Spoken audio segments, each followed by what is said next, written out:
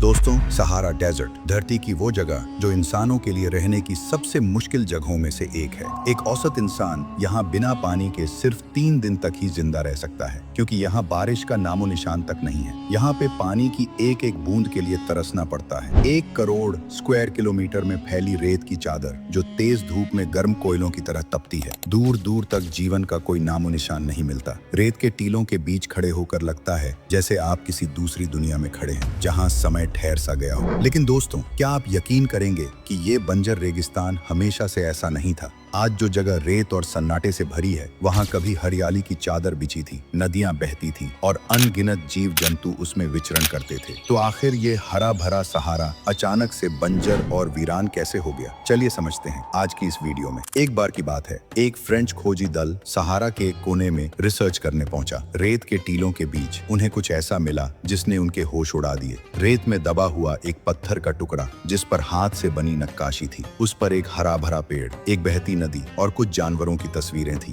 खोजी दल हैरान रह गया। क्या वाकई यहाँ कभी पेड़ और पानी थे? क्या ये सिर्फ किसी प्राचीन कलाकार की कल्पना थी या फिर किसी भूले बिसरे सच की निशानी? वैज्ञानिकों ने इस रहस्य को खंगालना शुरू किया। स्टडीज में पता चला कि लगभग 6000 से 10,000 साल पहले सहारा डेजर्ट की जगह एक हरा भरा सवाना जंगल था। एक ऐसा इलाका जहां घने जंगल, झीलें और नदियां थीं। यहाँ बारिश का मौसम नियमित था और चारों तरफ हरियाली फैली थी। इन नदियों में मछलियां, मगरमच्छ और कई रहस्यमयी जीव मौजूद थे। यहाँ तक कि प्राचीन इंसानी सभ्यताएं भी इस इलाके में फलती फूलती थीं। पुरातत्वविदों को सहारा में बस्तियों के अवशेष मिले हैं, मिट्टी के बर्तन, औजार और यहाँ तक कि मानव कंकाल भी, जो बताते हैं कि यहाँ कभी इंसान रहा करते थे। इन सभ्यताओं ने नदियों के किनारे खेती की, मछलियां पकड़ी और शायद उन जानवरों का शिकार भी किया जो आज विलुप्त हो चुके हैं। वैज्ञानिकों का मानना है कि ये लोग शायद उन प्राचीन चित्रों और नक्काशियों को बनाने वाले थे जो रेत में दबे पत्थरों पर मिलते हैं। इन चित्रों में न सिर्फ जानवर और पेड़ हैं, बल्कि कुछ में इंसानों को नाचते हुए,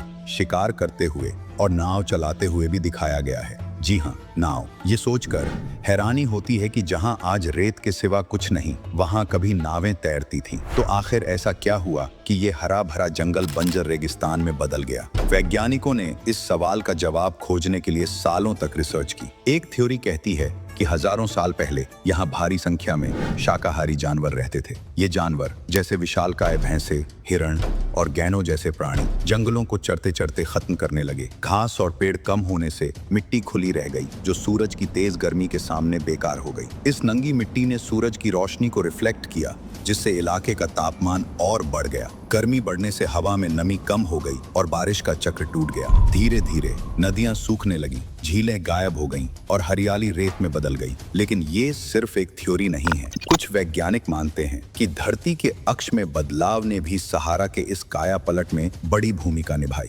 धरती का घूमना हर 20,000 साल में मौसम के चक्र को बदल देता है। सहारा का इलाका इस बदलाव से सबसे ज्यादा प्रभावित होता है। इस थ्योरी के मुताबिक सहारा हर 20,000 साल में गीले और सूखे दौर से गुजरता है। अभी हम इसके सूखे दौर में हैं, लेकिन वैज्ञानिकों का अनुमान है कि अगले 10,000 सालों में सहारा फिर से हरा भरा हो सकता है। सोचिए दोस्तों, शायद हमारी अगली पीढ़ियां यहाँ जंगल और नदियां देखें। इसके अलावा कुछ वैज्ञानिकों का ये भी मानना है कि प्राचीन मानव सभ्यताओं ने इस बदलाव को तेज किया हो सकता है। जैसे जैसे इंसानों ने खेती और पशुपालन शुरू किया, उन्होंने जंगलों को काटा और जमीन को और उजाड़ बनाया। ये छोटे छोटे बदलाव धीरे धीरे एक बड़े पर्यावरणीय बदलाव में बदल गए, जिसने सहारा को रेगिस्तान बना दिया। लेकिन सहारा का रहस्य सिर्फ जंगलों और नदियों तक सीमित नहीं है। अगर आप और पीछे जाएं, लाखों करोड़ों साल पहले, तो सहारा का इतिहास और भी हैरान करने वाला है। उस समय यहाँ कोई जंगल नहीं, बल्कि एक विशाल समुद्र था। जी हाँ, समुद्र। जहाँ आज रेत के टीले हैं, वहाँ कभी गहरे नीले पानी में विशालकाय समुद्री जीव तैरते थे। इनमें से सबसे खतरनाक था बैसिलोसॉरस, एक प्राचीन व्हेल जो आज की व्हेल्स की पूर्वज मानी जाती है। 20वीं सदी की शुरुआत में वैज्ञानिकों को सहारा की मिट्टी के नीचे